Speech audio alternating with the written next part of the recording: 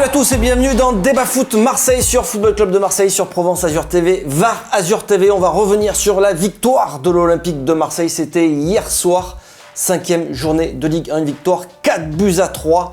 Et un Olympique de Marseille qui remonte au classement. On va faire le décrassage ensemble dans cette émission. Et puis un gros débat sur... on va essayer de se projeter un petit peu plus loin dans ce championnat, voir si l'Olympique de Marseille peut vraiment aller chercher une place sur le podium ou si ça peut être compliqué. On va en parler avec qui? Avec Jean-Charles qui est avec nous. Salut Benjamin. Ça va Jean-Charles? Ça va bien, troisième victoire. Oui. Ça avance. Troisième victoire d'affilée. On va en parler aussi avec Manu Amoros qui est avec nous. Salut Benjamin. Bonjour à tous, ça va très bien. Tu étais aussi à Monaco. J'étais à Monaco aussi, ouais. Et Nicolas était à Monaco. Salut, moi aussi j'étais à Monaco. Pas au même endroit, mais j'étais à Monaco. Voilà, donc nuit courte. Vous étiez invité par qui? Par Monaco. Par Monaco. Par Monaco, ouais. Petit coup bas d'entrée de jeu, petit tacle. Allez, on part tout de suite dans le décrassage. Allez, c'est le décrassage et on commence comme d'habitude avec l'analyse à froid. Si tu le permets, je vais commencer avec notre invité, Jean-Charles. Absolument. Avec Manu qui était, en plus, on profite, tu étais au stade hier, donc... En direct. En direct. Tu as vu le but de Valère Germain, voilà, par exemple. Parce que nous, on l'a pas vu à la télé, je sais pas si t'es... Oui, c'est vrai, il paraît qu'il y a eu une coupure de faisceau. Totale, ouais, c'est ça. Ouais. Allez, comment tu as trouvé l'OM écoute, moi j'ai trouvé l'OM très compliqué au début de match. Je crois que Monaco a laissé jouer l'Olympique de Marseille, mais au lieu d'aller de faire des passes vers l'avant, ils ont plutôt fait des passes tranquilles, latérales, derrière, on revient. Il n'y a pas eu vraiment de réelle opportunité d'aller marquer des buts dès les premiers instants, même si l'Olympique de Marseille, on a senti un peu qu'ils mettaient un peu la pression, mais ils se sont fait prendre en contre après. Ouais. Et après, ça a été difficile. Difficile parce que quand tu prends 2 buts assez rapidement l'un sur l'autre et que tu essaies de te remettre, c'est difficile. Mais Monaco, après, a laissé énormément d'espace et n'a pas fait non plus ce qu'il devait faire pour au moins marquer un 3e but, mettre la pression. Ils ont plutôt reculé, tant mieux pour l'Olympique de Marseille. Mais dans l'ensemble, j'ai trouvé un Olympique de Marseille conquérant, bien à leur jeu. On sent une évolution par rapport au début du match, au début de l'année contre le match de Reims. On voit une petite évolution de jeu. Il faut s'améliorer encore. Il y a beaucoup trop d'erreurs encore, de placement, de replacement. On parle d'Amavi par exemple sur le 2e but où il ne vient pas couvrir alors que le ballon est sur le côté droit. C'est lui qui doit venir couvrir. Bon. Voilà, il y a des petits ajustements qu'il faut encore faire, mais dans l'ensemble, gagner des matchs, c'est important pour le moral et pour engranger un peu de pour engranger, puis ça engrange des points. Comme disait Jean-Charles, on n'est qu'à 2 points du premier, donc qui l'aurait cru après le match de Reims. Carrément, Jean-Charles, ce que c'est pas sévère comme analyse, c'est juste. Non. Toi, tu as vu un Olympique de Marseille comment hier soir? Parce qu'il y a quand même 4 buts à souligner, c'est plutôt bien, quoi. Ah oui, c'est surtout bien à l'extérieur, surtout marquer 4 buts à l'extérieur et surtout la victoire derrière, parce qu'on est capable, même quand on met maintenant 4 buts à l'extérieur, de perdre aussi. Donc moi, ce que je retiens, c'est que surtout l'Olympique de Marseille s'est fait aspirer par Monaco, notamment quand Monaco marque ses 2 premiers buts. Monaco attendait l'Olympique de Marseille dans sa zone. Et pourquoi? Pour jouer les contre avec Slimani, avec Ben Yedder. On a vu que les 2 buts que l'on prenait, c'était 2 contre quasiment. On s'est fait surprendre. C'était contre le cours du jeu ou pas? Parce qu'on entendait ça. Oui, c'est contre le cours du jeu. Contre le cours du jeu, parce que Marseille avait le. Tu dois t'y attendre. Tu dois t'y attendre à que cette équipe de Monaco, parce qu'elle n'est pas dans une position de force, parce qu'elle a déjà mené à Strasbourg 2-0, elle s'est fait remonter. Donc on savait que Monaco allait attendre. Et c'est là où on a été imprudent. En sachant que Monaco attend, il fallait vraiment que les lignes et les placements défensifs soient correctement bien faits. Jean-Charles? Non, je disais, c'est vrai que l'aspiration de l'Olympique de Marseille qui a été faite par l'AS Monaco nous a perturbés, notamment dans les 20 premières minutes, où on encaisse ces 2 buts. Après on voit l'Olympique de Marseille qui avait envie de revenir, qui a une réaction. Moi, j'ai beaucoup aimé. Ils n'ont pas déjoué, ils ont essayé d'aller chercher cette équipe monégasque. Par contre, les privés de ballon à la sortie défensive, on a vu souvent l'Olympique de Marseille dans la zone, par contre, de l'AS Monaco, et puis Marseille qui a pas du tout baissé les bras, notamment sur le premier but. Il y a 24 passes quand même qui se déroulent avant d'aller marquer ce but. Je crois que l'OM trouve de meilleures sensations, notamment dans le jeu. Bon, Manu l'a cité, c'est vrai qu'il y a quelques petites difficultés à rajuster en fait, sur le plan défensif quand on perd le ballon. Mais sinon, après, au niveau offensif, je pense qu'on a de la qualité. On a des joueurs qui sont capables, à un moment donné, d'aller marquer des buts, puisqu'on s'en est rendu compte. Et ce que j'ai beaucoup aimé aussi, c'est que souvent, dans la zone de vérité, on se retrouve à 3, 4 et parfois 5 joueurs dans les 18 mètres adverses pour essayer de réceptionner ce ballon. Ce qu'on ne voyait plus depuis quelques années, il faut aussi le dire aussi. Et puis bon, on voit quand même une équipe qui a gagné beaucoup de ballons dans l'entrejeu, qui a été assez conquérant, assez virulent dans les tampons, même avec Bakayoko, qui est un joueur assez physique, tout ça. Et puis après, l'OM a su prendre le dessus, notamment quand Golovin est sorti. Là, j'ai pas trop bien compris pourquoi Golovin est sorti. C'est lui qui menait le jeu, notamment en première période. Après, Jardim a décidé de le faire sortir, et l'OM a pris le dessus et a montré qu'il était capable d'aller renverser Monaco. Ouais, Nico, l'OM qui renverse Monaco en seconde période, mais fin de match quand même un peu stressante parce que on fait revenir Monaco et puis derrière ça recule, donc il y a ça aussi où bon. Les deux équipes ont un peu fait la même erreur, c'est-à-dire que comme Monaco c'était à 2-0, comme tu disais, ils ont reculé et ils ont laissé les Marseillais revenir dans le match. Et Marseille pareil, à 4-2 ils se sont dit c'est bon, on a pillé le match, et au lieu de continuer et d'essayer d'aller mettre un cinquième et de leur mettre la tête sous l'eau, ils ont relaissé des espaces, ils se sont fait peur. Ils se sont fait peur, sans un bon Mandanda, tu peux te retrouver à 4-4. Donc c'était compliqué quoi. Elle t'a plu par contre toi cette équipe de l'OM hier dans le jeu dans l'état d'esprit, moi je suis content, on en discutait un peu avec Manu avant l'émission. C'est vrai qu'au début de la saison, je n'arrivais pas à voir la patte Villas-Boas, et là je commence à voir des choses. Je commence à voir vraiment de l'ambition de jouer haut. Il a assumé le fait de jouer haut et de laisser de l'espace dans le dos. Et il expliquait que en fait, ce qu'il a corrigé par rapport aux erreurs du début de match, c'est qu'ils ne bloquaient pas assez la sortie de balle de Monaco. Du coup, ils se faisaient tordre en contre. Et c'est vrai qu'ils ont des joueurs tellement rapides, Monaco, avec Martins ou même Ben Yedder. Il fallait qu'ils bloquent cette première passe de Monaco pour éviter de... Oui, parce que, excuse-moi, mais on le voit sur le premier but, où il y a une grande transversale, et que malheureusement, Camara se fait prendre. Alors, il y a main, pas main, sous mouvement de main, mais on se fait prendre et il n'y a pas de pressing sur le porteur du ballon pour empêcher cette passe. Et je ne sais plus qui c'est qui expliquait ça, que vraiment Villas-Boas leur dit non, continuez à jouer comme ça, bloc haut, c'est très bien, mais par contre, foutez-moi un pressing sur le porteur de balle qui ne puisse pas faire des passes faciles ou des passes vers l'avant. Et c'est vrai que ça a un peu changé aussi. Et d'où l'intérêt, Nico, tu as bien raison, et Manu, c'est vrai, d'où l'intérêt d'avoir Sanson à les presser très haut, juste derrière Benedetto. On a vu souvent. Il a joué à côté. Sanson qui a joué quasiment 10, juste derrière un décroché de Benedetto. Pourquoi ? Pour aller chercher la première balle, la première relance monégasque, pour essayer de les priver. Notamment, on l'a vu qu'après, l'OM avait pris le dessus, notamment quand l'OM allait presser très très haut. Sanson qui est un peu, je trouve qu'il monte, il ne fait pas encore de match parfait, c'est un peu meilleur d'ailleurs en zone mixte, on lui a dit c'est peut-être ton meilleur match depuis la saison, il a dit oui mais c'est pas dur. Donc il est quand même conscient du niveau qu'il proposait, il dit physiquement je commence à être mieux. Donc je pense qu'il avait une carence physique aussi depuis le début de la saison. Allez, quel est le fait du match, messieurs, selon vous ? Le fait, il y a déjà, moi je trouve que cette main, alors, attention. Laquelle ? La main de Camara. Je trouve que, bon, elle y est, pour moi, involontairement. C'est les nouvelles règles, ça. C'est les nouvelles règles, parce que le petit Camara qui court vers son but ne voit pas systématiquement le ballon arriver. Alors, elle est quand même bien décollée. Oui, mais bon, quand on court, on a souvent les bras il fait un peu un mouvement, qui font un mouvement vers l'avant. Alors, attention, on ne va pas critiquer l'arbitre, parce que le ballon était touché de la main. Mais certes, elle est quand même dure, difficile à accepter.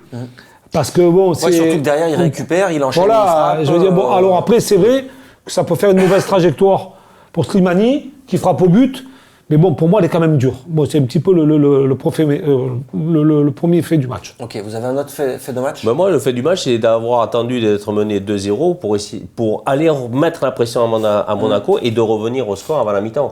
Donc, je pense qu'il faut qu'on se réveille avant. Qu'on essaye d'avoir plus d'opportunités ou d'occasions pour pouvoir marquer des buts et non pas attendre d'être mené. D'être tranchant. En fait, on réagit. Et après, il y a un fait de match extraordinaire. C'est à la fin, Benedetto. Benedetto qui avant que l'arbitre ne siffle, prend le ballon dans la surface avec les mains. Alors, il a peut-être raison, il a peut-être tort aussi, parce que c'est pas lui l'arbitre. L'arbitre, il aurait pu siffler ballon à penalty. deux mains dans la surface. Parce que C'est pas parce lui que d'arrêter le jeu, quand c'est même. pas à lui d'arrêter le jeu parce qu'il y a deux blessés. Alors, quel qu'il soit, hein, bon, grave, pas grave, malheureusement, c'est pas à lui d'arrêter. Et c'est un fait de match parce qu'on est à 4-3, je crois. Ouais, 4-3. Et si l'arbitre siffle penalty, parce qu'il doit siffler Là, penalty. c'est penalty là. Normalement, c'est oui, penalty. il prend le ballon Il a en pris le ballon dans les mains, dans la surface, avant que l'arbitre ne siffle. On le voit très bien. à la télé, hein.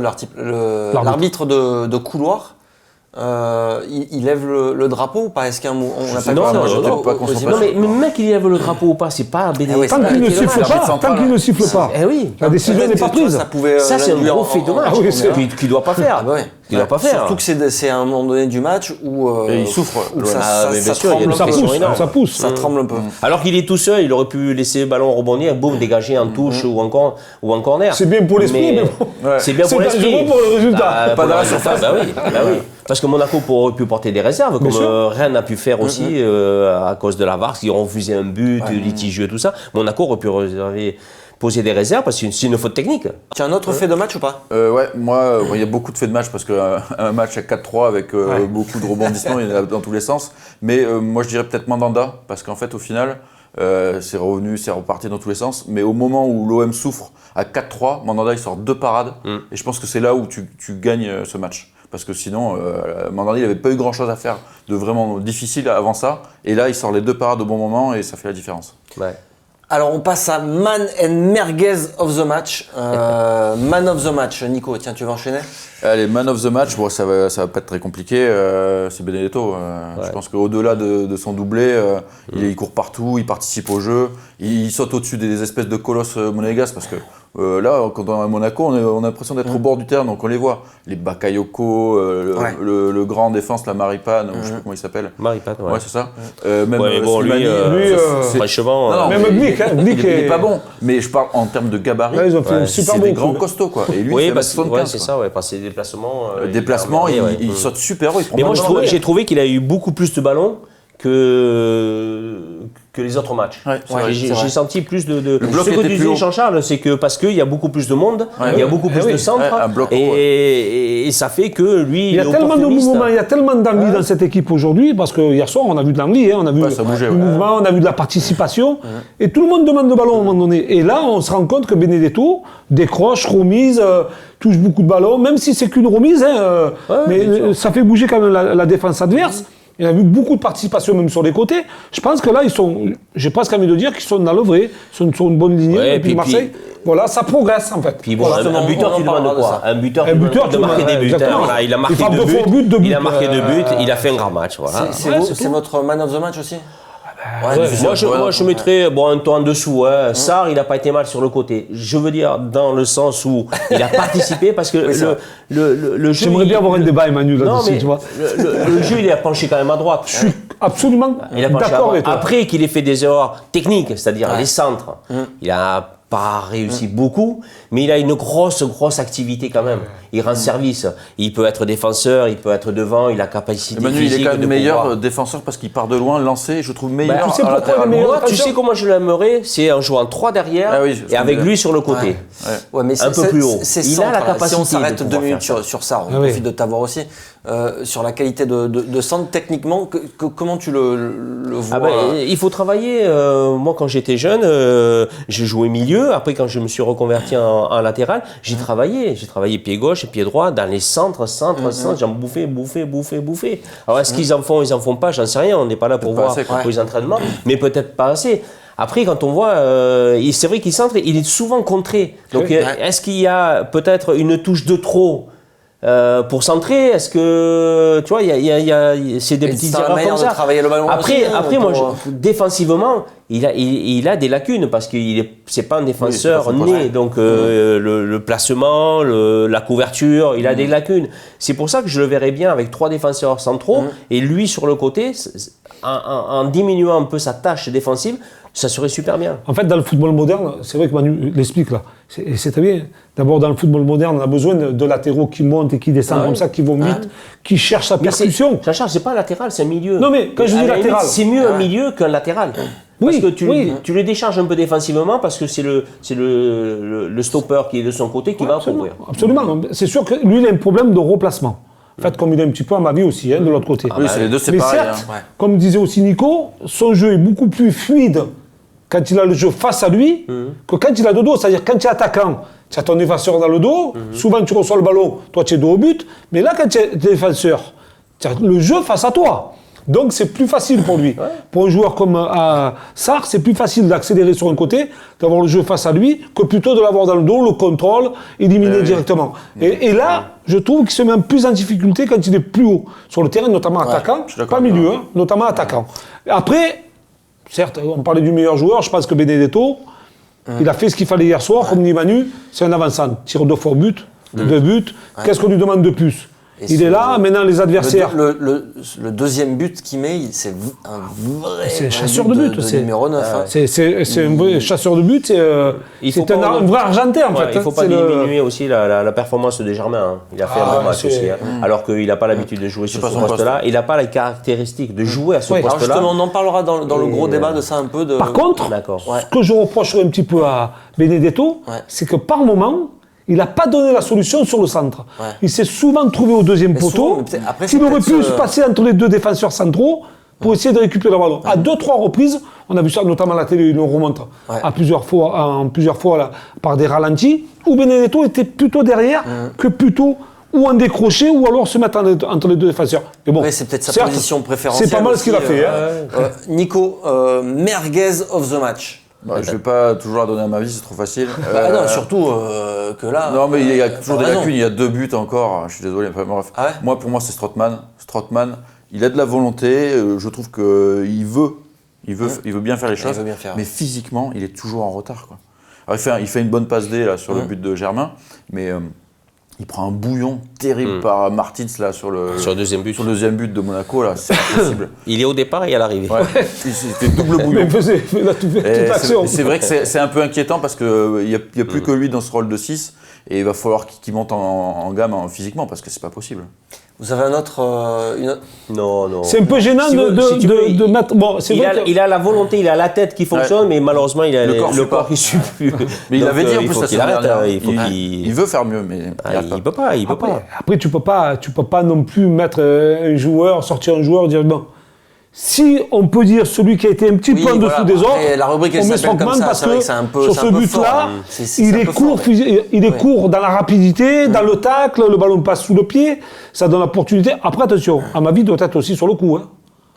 Et le latéral, le ballon il vient côté droit, il doit quand même couvrir son but. Il est sur l'extérieur, bon, bref. Mais voilà, sinon, il n'y a pas beaucoup de critiques. Ouais, mais Jean-Charles, On peut pas non plus. au départ de l'action, il ne doit pas se laisser dribbler comme il a fait, quoi. Il fait faute, tire le maillot, fait quelque chose, quoi. Surtout qu'il part quand même de sa moitié de terrain. Hein. Je sais qu'il va Martins. vite. Allez messieurs, on referme ce décrassage et on passe au gros débat. L'OM peut-il vraiment envisager le podium? On va peser un petit peu le pour et le contre. Parce qu'on Cinq n'est qu'à la journées, 5e journée de Ligue 1. Ouais. Mais voilà, le mercato est terminé, donc on va parler un petit peu de tout ça. Voilà. De la progression du jeu. Bouge pas. Non, je bouge pas. On lance Je suis assis, je suis collé, d'ailleurs. on lance le jingle gros débat et après on y va. Allez, c'est le gros débat.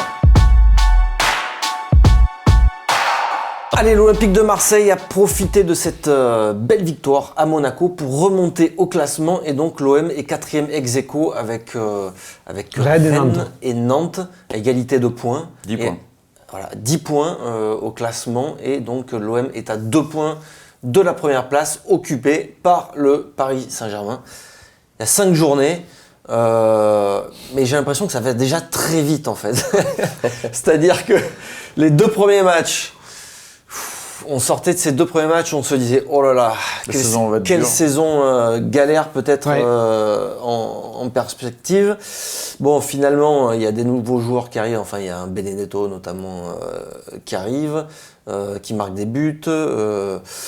Et aujourd'hui, Marseille s'est bien repositionné.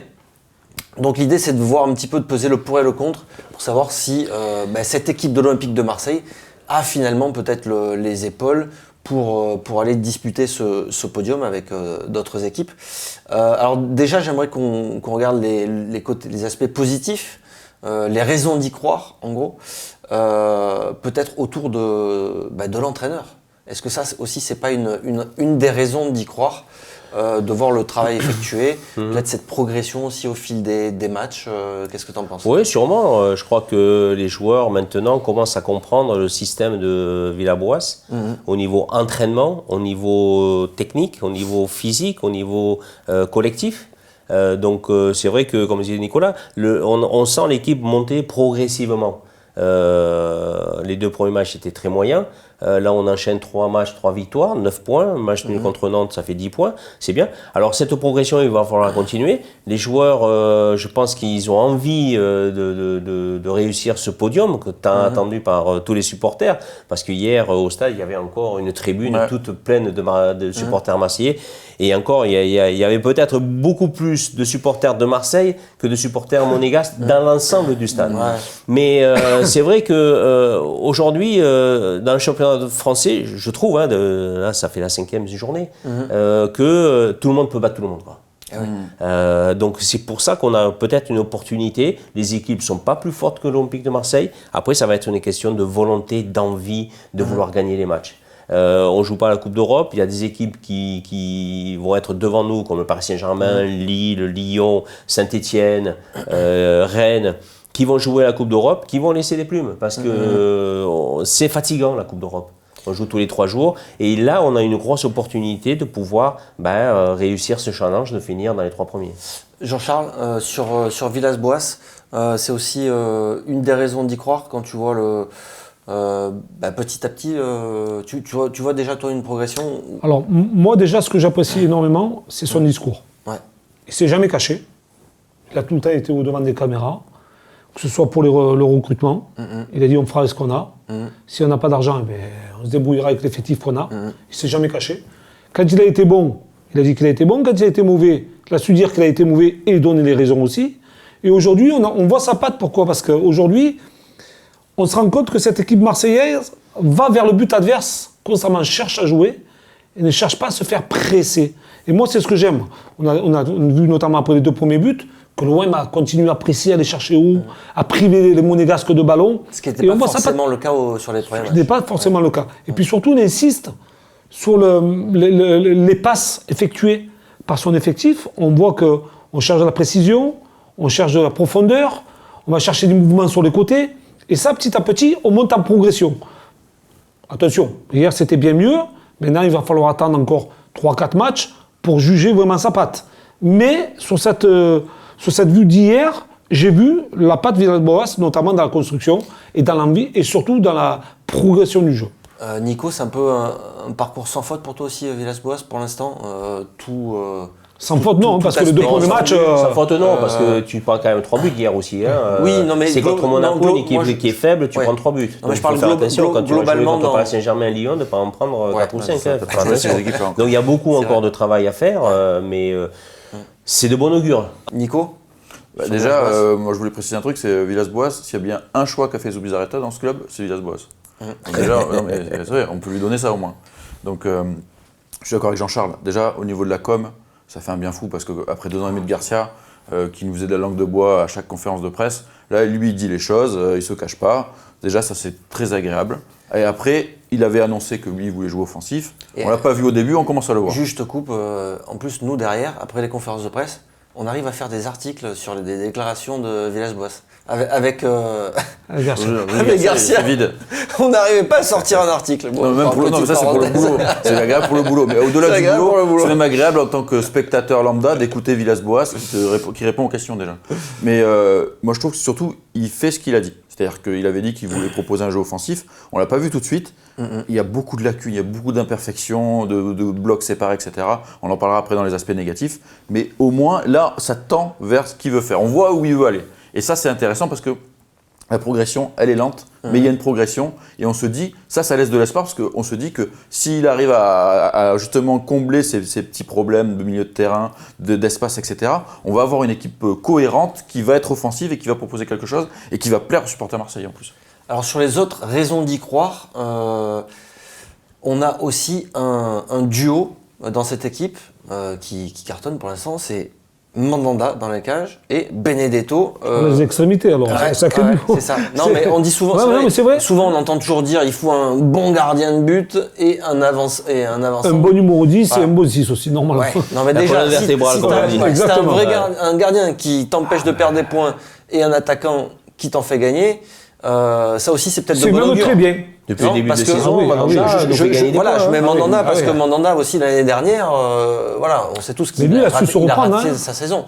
Donc aujourd'hui, il est là et il te fait gagner des points quasiment à tous les matchs. Il fait gagner des points, mais surtout, il prend la parole très souvent et il ne se cache pas non plus. Ce qui n'était pas trop le cas la saison passée parce qu'il était en dedans. C'est pas qu'il se cachait, c'est qu'il sentait qu'il n'était pas bien, qu'il n'osait pas en parler parce que quand on n'est pas bien, on ne peut pas dire certaines choses vis-à-vis de ses partenaires. Parce que quand on n'est pas bon, on ne peut pas dire il y a le latéral qui ne marche pas bien, le milieu. Et là, il prend toutes les responsabilités. Il va au-devant des caméras, au-devant de ses partenaires. Il prend, je veux dire, des décisions qu'il faut prendre. Et puis surtout, des très bons. Il a des arrêts décisifs. Comme tu dis, c'est vrai qu'un gardien de but, comme dit Manu, c'est lui qui te fait ramener des points comme un attaquant, comme un avançante. Parce qu'il va te marquer peut-être le petit. Tu vas être dominé, le gardien va faire le maximum. Mais tu as une seule occasion offensivement. L'avançante a un ballon qui traîne, il va mettre au fond. Tu gagnes 1-0, tu dis merci aux deux joueurs. Même si ton équipe a su tenir le choc pendant 90 minutes. Et ça, c'est une des Nico, c'est une des raisons d'y croire, d'avoir ces deux joueurs. C'est symbolique, c'est-à-dire que Mandanda, il était un peu à la cave la saison dernière, il a perdu du poids mais il s'est surtout remis en question. Et Voilà, c'est ça, surtout. un des La rares. meilleure décision qu'il ait C'est ça. prise, c'est d'aller perdre un peu de poids. Non, mais c'est vrai. Non, mais oui. Tu le vois aujourd'hui. Tu le Oui. vois aujourd'hui, comme il est. Et Ouais, regarde il est sur fit, le but de Ben hier. Il est sorti rapidement, il a C'est bloqué vrai. et il s'est relevé pour essayer de choper le Ouais. ballon. Non mais il est en Donc, forme. Bon, après, ouais, Merano, on nous a raconté, hein, c'est quand même sympa, Merano. C'est très dur. tu as Ce dit qui paraît, quoi, c'est pour très y dur. aller, hein. Ouais, bon après, ouais, c'est ambiance lavement quand même, hein, Merano. Ah, ben, oh. Ouais, c'est méthode. Non mais c'est vrai que ce qui est important, c'est que c'est un cadre. Il a récupéré son brassard de capitaine, c'est quelque chose qui l'avait un peu heurté la saison dernière, et il s'est remis en question. Je veux dire, il y a certains cadres qui mettent peut-être plus de temps. Lui, il est arrivé dès le début de la saison, il était là, il était prêt à faire une grosse saison, à prouver à tout le monde qu'il était de retour. Donc ça, c'est important. Et après, effectivement, d'avoir un attaquant qui plante, on voit la différence d'avoir un vrai buteur. Alors sur Benedetto, ça faisait longtemps que l'OM n'avait pas, enfin longtemps, depuis Gomis qui avait fait une grosse saison en tant qu'avant-centre. Avant lui, il y avait Gignac. Ah bah, Julien Cavagnan. Voilà. Non mais tu as raison, tu as raison. Il y a eu quand même un trou entre les... oui. 2 ans et demi où il n'y avait pas cet avance qui te, Si tu n'as pas de buteur, qui te mettait des buts. Donc c'est un chasseur. Alors, c'est on quelqu'un verra, qui- comme tu disais avant l'émission, il faut peut-être attendre aussi un Ouais, peu parce il faut que atténuer un petit peu les choses, mais on sent quand même qu'il y a un truc avec cet attaquant. Moi, Non je peux pas comprendre, je peux pas me dire qu'il peut être plus mauvais que ce qu'il est là. Quand tu marques des buts. au plus mauvais Tu de ce peux- qu'on a eu. Non, mais déjà Benedetto, oui. Benedetto, même, moi je pense que sa marge de progression est encore énorme. Ah oui, parce que qu'il a physiquement- marqué déjà 4 buts, ce qui veut dire qu'il est en pleine possession de ses moyens, enfin, pleine possession. Déjà mentalement et surtout au niveau des buts et de l'efficacité. Ça veut dire que quand tu es bien dans ta tête, tu peux que progresser. Il a marqué 4 buts ces dernières semaines. Et puis le collectif n'est pas encore. Voilà, Puis c'est le ça, collectif surtout n'est le pas plus grand. important. On voit que le petit Germain, enfin le petit Germain, on dit le petit Germain parce qu'on connaît Bruno, hein, mais quand il se trouve sur le côté droit, qu'il est là, qu'il va plonger au premier poteau et que l'autre il est là, un chasseur de but au deuxième pour aller se jeter et mettre le deuxième but, je veux dire, le mec il est quand même présent, quoi. Il sent le coup, il se positionne toujours bien, et il va être Et obligé techniquement aussi de dans- monter. Techniquement, devant le but, Ouais. il va ratisser encore des ballons, il va encore remettre. Parce que si tu n'en marquais pas, il serait dans le doute. Mais là, c'est pas le cas. Ouais. Là, il la marque, donc ça veut dire qu'il va être encore bien meilleur. Alors, pour une dernière raison d'y croire, il y a peut-être l'état d'esprit. Et là, c'est bizarre. Ah ouais. Et là, c'est peut-être bizarre parce que quand on dit que ça va vite dans le football, après les 2 premiers matchs, encore une fois, sur ce plateau ici, on était là, on se demandait l'état d'esprit, il est où l'état vrai. d'esprit revanchard qu'on nous promettait, tu perds ton premier match à domicile contre Reims, c'est ça 2-0. Aucune réaction, le match d'après, Ah non, c'est le Nantes. pire. c'est pire encore. Ouais, mais- Et Saint-Etienne, c'était pas non et plus là, flamboyant. finalement, tu perds 2-0, tu renverses Monaco à Monaco. Là, du point de vue de l'état d'esprit, on n'a pas une équipe qui a plongé, qui n'a pas douté. Non, qu'est-ce que t'en penses Les victoires te font que moralement, psychologiquement, te donnent énormément de force et d'envie. Les 2 premiers matchs ont été très moyens, donc tu as le moral Trop de pression peut-être aussi. Trop de pression, bien sûr. Mais à Marseille, on a toujours la pression. On attend toujours beaucoup plus de faut pas Marseille. ici, hein. On attend qu'on soit toujours champion ou être dans les 2 premiers ou 3 premiers pour jouer la Coupe d'Europe. Donc, bien sûr qu'il y a la pression, mais c'est normal, c'est logique. Mais quand tu perds des matchs, t'es pas bien, tu abordes pas le match suivant, même si tu te dis, bon, allez, le match, là, on a oublié, on va faire des entraînements. Non, quand arrive le match, l'heure du match, tu repenses encore aux autres matchs, les erreurs, tout ça, et tu joues pas bien. Là, avec les victoires, ça permet d'avoir le moral au beau fixe. Et là, je pense qu'au décrassage aujourd'hui ou demain, ils vont être super contents. Donc, ça veut dire qu'il y a un état d'esprit qui se crée à travers les victoires. Et ça, c'est important. Il y a aussi, je pense qu'aussi, Manu, il y a le dialogue aussi de Villas-Boas qui doit être très positif. Il n'a pas tiré sur le joueur ce qui se passait les années précédentes. Un entraîneur, il doit être positif. Oui, mais attends. Lui, il doit faire son autocritique par rapport au match perdu ou gagné, ou nul. Mais après, il doit, à travers son état d'esprit à lui, à travers quand il rencontre ses joueurs, il doit être dans le positif. Oui. C'est normal, c'est logique. C'est là où je voulais en venir.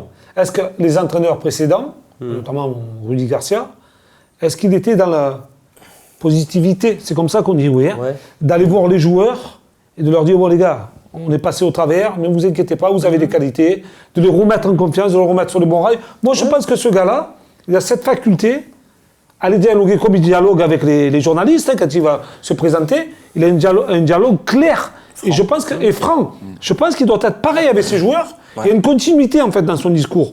Il ne va pas changer, casser un joueur, le sortir le match d'après parce qu'il a été mauvais. Là, si on a vu sur la rencontre d'hier, recadrer sur des petits détails, il l'a fait aussi. Hein, oui, mais regarde sur le penalty par exemple de Payet, aussi. Oui, mais voilà, mais il est honnête. Phase de jeu aussi où il a dit, mais on ne peut pas jouer comme ça, c'est pas possible. Mais être honnête et casser ses joueurs, ça fait 2 choses différentes. Et je pense que lui, le discours est différent. Il y a peut-être aussi ses adjoints qui doivent discuter aussi avec certains joueurs quand ils sont pas très bien ou leur expliquer certaines choses. Mais je crois que c'était une personne qui est honnête et que le groupe ressent aujourd'hui cette honnêteté envers eux. Et ça apporte ses fruits. Allez messieurs, on va s'arrêter là sur Provence Azur TV, VAR Azur TV et on va poursuivre ce débat sur la chaîne YouTube de Football Club de Marseille et sur footballclubdemarseille.fr. C'est tout de suite, restez avec nous. Alors messieurs, on a débattu des raisons d'y croire et on va... oui, je sais, il faut que je te donne la parole. Mais je vais te la donner sur les raisons d'y croire. Ah non, c'est pas les raisons d'y croire. Non, c'est les raisons d'être pas y croire. D'être inquiet. Qu'est-ce qui peut enrayer Je vais rajouter un truc sur les raisons d'y croire. Ah, d'accord. Parce que je ne peux pas donner la parole. Non, parce qu'on parlait de caractère. Et je pense que quand on a vu partir Ocampos et Gustavo, on pouvait avoir peur de se dire que Strootman n'avait pas au niveau physiquement, Payet il se traînait un petit peu, il n'y avait que Mandanda qui était revenu revanchard. L'état d'esprit, on avait un peu peur par rapport à ça. Finalement, on se rend compte que les recrues, elles ont amené aussi de l'état d'esprit. Benedetto, mais aussi Alvaro. Ah oui, et ça, c'est un bon choix. C'est un bon choix avec des joueurs de caractère. Et je pense qu'ils tirent vraiment l'équipe vers le haut. Et j'ai l'impression que petit à petit, tout le monde est en train de se mettre à leur niveau d'exigence et de combat. Et ça c'est très positif. Allez messieurs, donc on va maintenant évoquer les raisons d'avoir quelques petites inquiétudes. Et il y en a quand même forcément quelques-unes. Et le premier à avoir été inquiet, c'est André Villas-Boas lui-même. Notamment quand il a appris la blessure de Florian Thauvin. Il est allé en conférence de presse donc vendredi dernier expliquer que peut-être que les objectifs qu'il avait annoncés en début de saison, ça allait être peut-être un peu plus compliqué de les atteindre parce que évidemment Thauvin est blessé pendant 4-5 mois. En tout cas, jusqu'à non, il n'y a pas que Thauvin, mais il a perdu aussi. S'il pense qu'avec Thauvin il va jouer la Coupe d'Europe, ça veut dire qu'il va mettre le flou dans son équipe. Non, mais il a cité d'autres joueurs. En fait, c'est parce que lui, il comptait aussi jusque quasiment dernièrement sur Luis Gustavo. C'était un joueur qu'il ne voulait pas perdre. Donc il a perdu Luis Gustavo, il a perdu aussi Ocampos qui n'a pas été remplacé. Donc en fait, il citait plutôt ces 3 joueurs-là. Dont voilà, certains n'ont pas été remplacés et maintenant c'est un gros coup dur quand même. C'est un joueur qui te met 20 buts par an. Un entraîneur doit s'adapter. Donc là, il s'adapte comme aujourd'hui parce que le mercato est terminé. Les blessures font partie du monde du footballeur. Malheureusement, c'est comme ça. Peut-être qu'on aurait pu prendre aussi le problème de Thauvin avant. Parce que ça fait quand même combien? Il s'est blessé au mois de juillet. Ça a commencé en avril. Le première blessure en avril, il s'est reblessé. Alors, on aurait pu quand même prendre le problème bien en avant, le soigner, faire peut-être cette opération bien avant. Et après, il faut qu'il joue, il faut qu'il voit mais son effectif. Il ne faut pas qu'il mise que sur un seul joueur, même si c'est le meilleur joueur qu'on a actuellement offensivement. Mais voilà, un entraîneur doit s'adapter avec les joueurs qu'il a. Et en fonction de ces joueurs-là, eh ben, il fait une équipe, il fait une tactique, il met en place le collectif. Et c'est ça qui permet à l'équipe de pouvoir gagner hier les matchs en 4-3 avec ce moral, cette envie, cette volonté. Il est pour quelque chose dans cette victoire aussi. Hein. Mais il ne faut pas non plus il faut faire attention de ne pas être sur qu'un seul joueur. Après, quand on regarde l'effectif de l'Olympique de Marseille, on a quand même un effectif qui est relativement restreint. Je pense que c'est aussi ça qu'il voulait dire. Alors c'est vrai qu'il n'y a pas de Coupe d'Europe, mais quand même, les solutions, et même si on regarde offensivement, il n'a pas des masses de solutions. Tu as raison. Moi, l'inquiétude, elle vient de là. Il y a deux inquiétudes, en fait. Hier, comme on disait tout à l'heure, autant Mandanda et Benedetto font un gros boulot depuis le début. Mais est-ce que ces joueurs-là, on touche du bois aujourd'hui, leur arrive un pépin où ils sont en méforme les deux. Mon inquiétude est là. Qui va être buteur comme est actuellement Benedetto? Même si le petit Germain est capable d'aller marquer des buts. Hein. Mais maintenant, il nous habitue à marquer des buts à chaque rencontre, Benedetto. Mon inquiétude est là. Tu comprends? Après, Mandanda, si il a un coup de mou et qu'on est un peu dominé, est-ce que l'Olympique de Marseille sera capable de conserver un résultat? Et après, c'est sur les côtés. Bien sûr, là, on parle de la globalité. Hein. Sur les côtés, avec Amavi, hier, il a fait une belle prestation. Côté droit, on a eu Sakai blessé. J'ai prévu de parler de la défense. Voilà. Donc voilà, mes inquiétudes sont là. C'est-à-dire que l'effectif n'est pas très riche. Comme dit Manu, bon, on n'a pas la Coupe d'Europe entre cette année. Donc, on est un peu plus rassuré au niveau de la fatigue. Mais est-ce que si ces joueurs, en pleine bourre aujourd'hui, se retrouvent, j'espère pas, ou blessés ou en méforme, comment on va pouvoir arranger la situation, quoi. Voilà. Toi, Nico, quand tu regardes l'effectif, il y a clairement des postes avec des trous, quoi. Moi, je pense que pour que ça se passe bien cette saison, il va falloir qu'il y ait des jeunes du centre de formation qui s'affirment.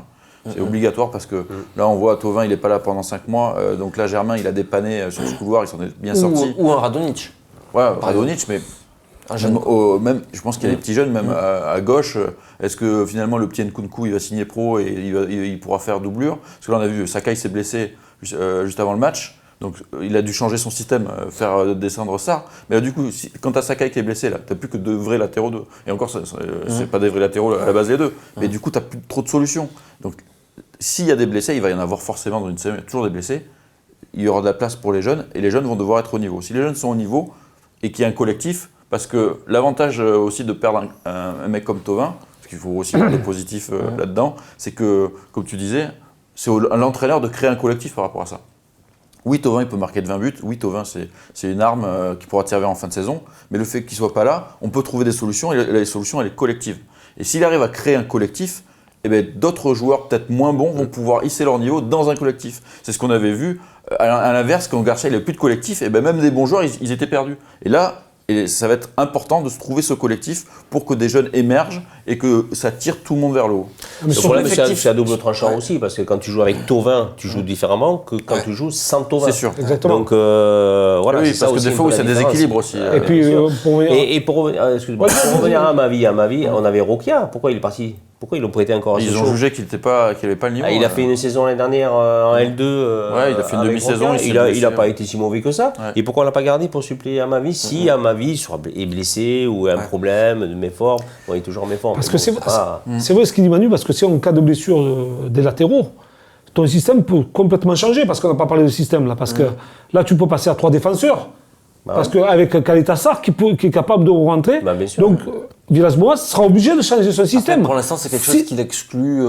Oui, mais il en a parlé de ça. Il a dit là, on parle un système qu'il faut. Là, on parle des difficultés qu'on peut rencontrer. Tu vois, au long terme. On parle des difficultés qu'on peut rencontrer, tu me disais. Donc, moi, je te dis que la difficulté, elle peut venir des latéraux. Là, on a Sakai qui est blessé. Mais si tu en as un autre qui est blessé, on fait comment? Tu es obligé de faire entrer Kaleta Sarr. Donc, ton système va changer. En fait, aujourd'hui, on a quoi? On a 12, 13 joueurs maximum. Confirmés. Avec des un niveau à peu près équivalent. Il y a Rongier quand même qui est là, qui va faire son apparition, 13, je pense. allez, 13, 14 joueurs. Je pense qu'on les a même plus. Hein. Non, mais le problème, c'est que si tu as une hécatombe sur les latéraux, comment tu refais ta compo d'équipe? Ton schéma, il change totalement. Oui, mais il dit qu'il ne veut pas jouer dans des schémas, par exemple, en 3 derrière. Manu, mais comment tu fais? Ouais, mais comment tu fais? Il faut y penser à ça. Il va y arriver. Comme le débat qui dit je ne mettrai jamais Payet derrière l'attaquant, c'est un faux débat parce qu'à un moment donné, il va être obligé. Payet, malheureusement, il n'est pas bon sur son côté. Il n'est pas bon, même s'il a marqué un joli but. Dans l'ensemble du match, il n'a pas été bon. Donc on ne le sent pas à l'aise sur ce côté-là. On ne le sent pas à l'aise. Mais il accepte par contre. Il accepte. Ouais, c'est peut-être le changement aussi de Villas-Boas. C'est qu'il accepte certains rôles. Il accepte parce qu'il joue. Oui. Mais tu sais, quand tu joues dans un poste, tu joues dans un poste que tu gagnes. Mais quand tu joues dans un poste que tu n'as pas l'habitude et que tu n'as pas envie, tu sais, dans la tête, ça gamberge sans arrêt. Ce qui peut lui faire du bien, c'est quand il marque des buts. Voilà. Tu en parlais un petit peu tout à l'heure. L'autre point, pour l'instant négatif, si on peut dire, c'est la défense. L'OM prend déjà beaucoup de buts. 6 buts encaissés depuis le début de la saison. Est-ce que ça peut être une faille pour toi, la défense de l'Olympique de Marseille? Ça peut être une faille si tu marques pas de buts. Mais si tu marques des buts, que tu en prends, bon, c'est pas bien grave, ça fait du spectacle. Tu vas au match, mais non, mais c'est vrai, c'est agréable. Ça fait penser un petit peu le match de hier soir, un peu quand Bielsa était là, droit au but, quoi. On marquait des buts, on a encaissé, je sais pas combien on a encaissé cette année-là de buts, mais on en a marqué. Donc c'est spectaculaire, c'est des beaux matchs à voir. Mais c'est vrai qu'à un moment donné, quand tu es défenseur ou que tu es entraîneur, tu te poses beaucoup de questions. Tu te dis, alors comment tu vais articuler ma défense par rapport à des attaquants, est-ce qu'ils jouent avec l'équipe adverse, un attaquant, 2 attaquants. Donc c'est sûr que c'est compliqué. Mais pour les téléspectateurs, c'est spectaculaire. Nico, quand tu la juges, toi, cette défense de l'Olympique de Marseille, on a l'impression que de ce côté-là, ça progresse peut-être un peu moins pour l'instant. Moi, j'ai l'impression que c'est un problème collectif, plus que défensif pur.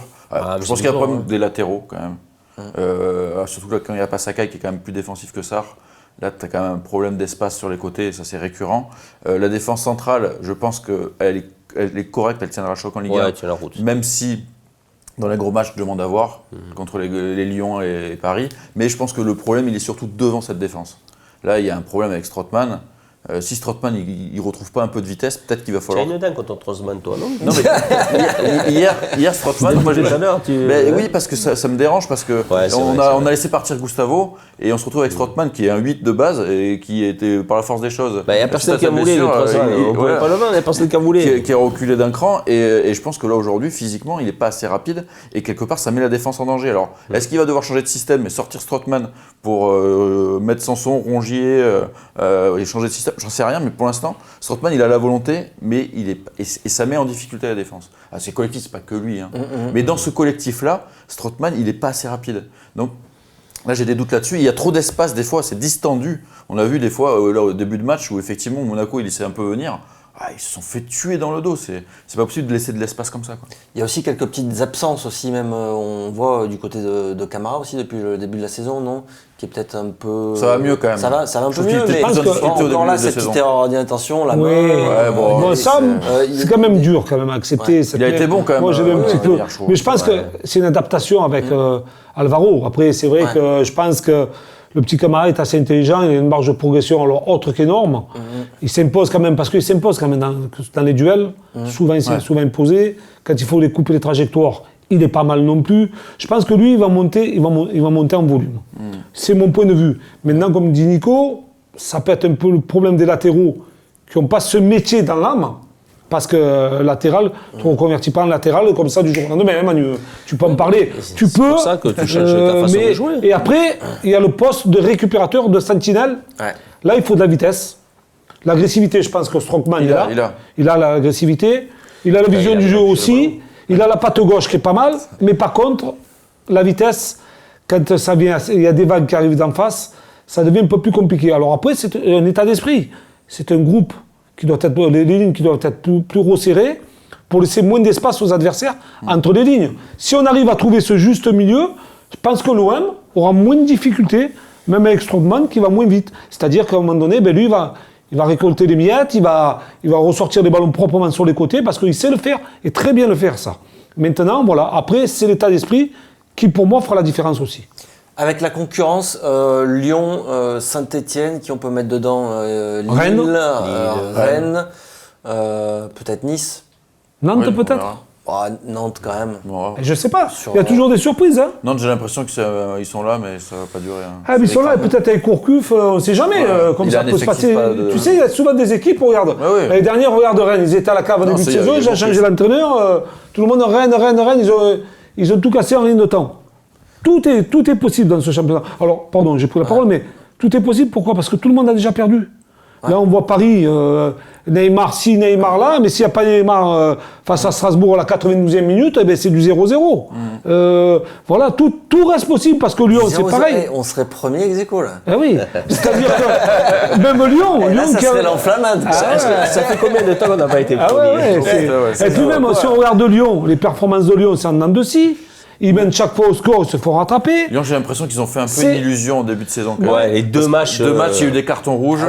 Ils ont mis Ils ont mis les c'était un peu une cartons, illusion. ouais, 3 à Moi, Montpellier, 3 alors, je sais pas, à À Monaco. Monaco d'entrée de jeu. Et après Lyon, on sait que ça va se mettre en place. au eh ben, final. j'en suis pas non. bien sûr avec Ah le ouais, Brésilien. ça va peut-être Je sais pas prendre du pourquoi. temps. Ça va J'en peut-être suis pas prendre du bien temps. sûr. Je sais pas, je sens pas le coup. Je sens pas le coup avec ces deux Brésiliens. Je pense que Rémi Oui, Garde a été souvent, attendre de Rémi voir. Garde, pardon. Genesio a été souvent critiqué, mais il a tout le temps été là. Il a tout le temps été là dans les gros matchs, plus ou moins, dans le championnat. Et là, c'est quand même Amiens, c'est quand même Strasbourg, c'est des résultats en dents de scie, et ça complique quand même la situation de Lyon. Après, bon, Lille, on sait les difficultés qu'ils vont rencontrer. Hein. Lille, il va avoir la Ligue des Champions, l'effectif n'est pas pléthorique. Rennes, ils ont tout cassé les 3 premiers matchs, maintenant ça patine un petit peu. Et à surprise Nantes. Et je pense que l'OM peut s'engouffrer là-dedans. L'OM peut avoir une carte à jouer, parce qu'il n'y a que le championnat, il y a un effectif qui répond aux demandes de leur entraîneur, et je pense qu'on peut avoir une Puis bonne c'est chance. important de bien démarrer aussi. Pour ne pas Non, perdre. on a mal démarré, par contre. Oui, non, mais Les deux au fond, premiers oui, on a mal démarré. Ouais, Et mais maintenant, on a su se ressaisir. On a su se ressaisir. T'enchaînes 3 victoires consécutives. Ah Là, tu as la perspective. Maintenant, en plus de jouer à domicile contre Montpellier, tu peux quand même peut-être espérer en enchaîner une C'est un bon quatrième. test. Et peut-être passer premier. Et si Paris ben perd. voilà. On sait Donc, jamais. bon, là, on retombe dans les trucs positifs. Ah bah, du mais coup, c'est on va normal. s'arrêter là. Du coup, on va Non, mais c'est s'arrêter. normal. là. Il faut être positif, Non, mais positif de toute après, manière. sans- Je crois que sans- Marseille, C'est encourageant, enflammer. quoi. Non, mais C'est le- encourageant quand même, hein, franchement. C'est super encourageant, mais on a toujours ce petit frein, on a tellement vécu de choses ces dernières années avec C'est-à-dire l'Olympique de qu'on est sur un Marseille, fil, on a toujours où peur, quoi. On se dit, voilà, hier on savait très bien que même à 4-2, qu'à Marseille, on est on toujours sentait dans venir, l'excès. Ouais, on sentait venir le truc. À 4-2, il faut vivre moi avec j'étais pas ça. serein, je me disais, ça peut encore évoluer, et on était pas... Mandanda l'a dit. Hein. Mandanda, ouais. il est passé en zone mixte, il a dit autant j'avais dit que c'était compliqué après les 2 premiers matchs, autant là je vous le dis encore, c'est compliqué. Oui. On aurait pu La ne saison pas le va gagner être ce match. difficile. Ça s'est pas joué à grand chose. Il y a plein d'imperfections, il y a plein de choses à travailler. Mandanda, il est lucide. Hein. Et ça, Non, mais c'est bien parce qu'il recherche sa perfection, en c'est fait. bien. Mais c'est bien parce que il est conscient du travail encore qu'il y a à accomplir. Si t'avais dit On est oh bien. ben non, bon écoute, il y a quelques petites imperfections, mais là il sait qu'il y a Ah, merci. beaucoup d'imperfections encore, il y a beaucoup de travail derrière, et c'est ça qui est bien, parce que le travail fait avancer. On tout voit le qu'il monde. peut y avoir une belle évolution et donc ça laisse beaucoup d'espoir en fait. Allez messieurs, on va s'arrêter là pour cette émission et on va enregistrer le débat en plus de mercredi. Merci Nico, merci Manu, merci Jean-Charles, à très bientôt sur Football Club de Marseille. Le débat en plus c'est mercredi soir.